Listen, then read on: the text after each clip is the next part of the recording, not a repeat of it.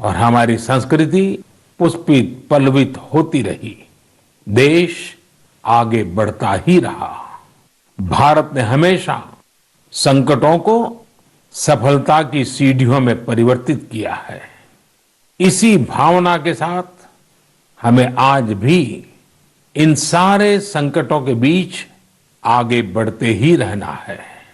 आप भी इसी विचार से आगे बढ़ेंगे, 130 करोड़ देशवासी आगे बढ़ेंगे, तो यही साल देश के लिए नए कीर्तिमान बनाने वाला साल साबित होगा।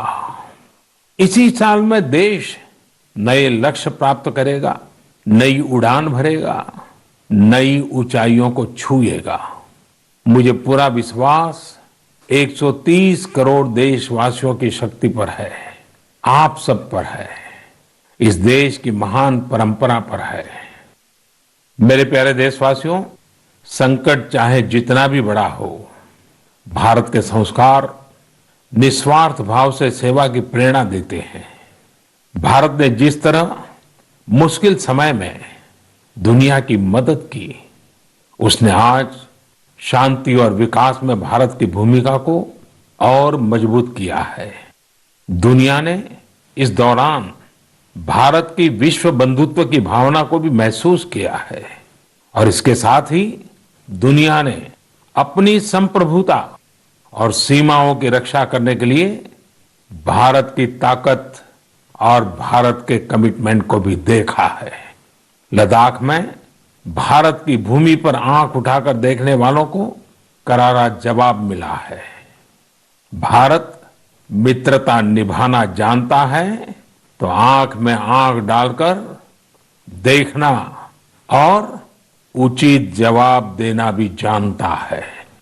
हमारे वीर सैनिकों ने दिखा दिया है कि वो कभी भी मां भारती के गौरव पर आंच नहीं आने देंगे। साथियों, लद्दाख में हमारे जो वीर जवान शहीद हुए हैं, उनके शौर्य को पूरा देश नमन कर रहा है, श्रद्धांजलि दे रहा है। पूरा देश उनका कृतज्ञ है, उनके सामने नतमस्तक है। इन साथियों के परिवारों की तरह ही हर भारतीय इन्हें खोने का दर्द भी अनुभव कर रहा है। अपने वीर सपूतों के बलिदान पर उनके परिजनों में गर्व की जो भावना है, देश के लिए जो जज्बा है, यही तो देश की ताकत है। आपने देखा होगा, जिनके बेटे शहीद हुए, वो माता पिता अपने दूसरे बेटों को भी, घर के दूसरे बच्चों को भी सेना में भेजने की बात कर रहे हैं। बिहार के रहने वाले शहीद कुंदन कुमार के पिताजी के शब्द तो कानों में गूंज रहे हैं। वो कह रहे थे, अपने पोतों को भी देश की रक्षा के लिए सेना में भेजूंगा। यही हौसला हर शहीद के परिवार का है। वास्तव में इन परिजनों का त्याग पूजनीय है।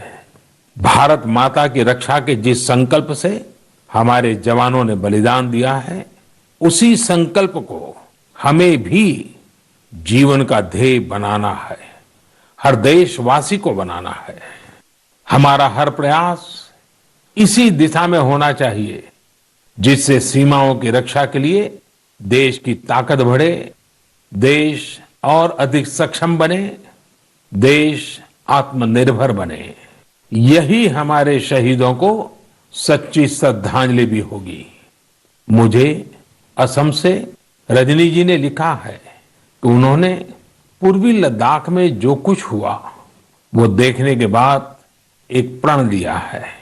प्रण ये कि वो लोकल ही खरीदेंगे, इतना ही नहीं, लोकल के लिए वोकल भी होगी। ऐसे संदेश मुझे देश के हर कोने से आ रहे हैं। बहुत से लोग मुझे पत्र लिखकर बता रहे हैं कि वो इस और बढ़ चले हैं।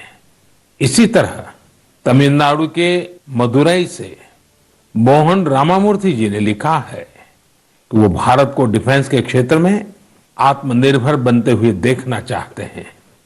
साथियों, आजादी के पहले हमारा देश डिफेंस सेक्टर में दुनिया के कई देशों से आगे था। हमारे यहाँ अनेकों ऑर्डिनेंस फैक्ट्रियां होती थी। उस समय कई देश जो हमसे बहुत पीछे थे, वो आज हमसे आगे हैं। आजादी के बाद डिफेंस सेक्टर में हमें जो प्रयास करने चाहिए थे, हमें अपने पुराने अनुभवों का जो लाभ उठाना चाहिए था, हम उसका लाभ नहीं उठा पाए। लेकिन आज डिफेंस सेक्टर में, टेक्नोलॉजी के क्षेत्र में भारत आगे बढ़ने का निरंतर प्रयास कर रहा है। भारत आत्मनिर्भरता की तरफ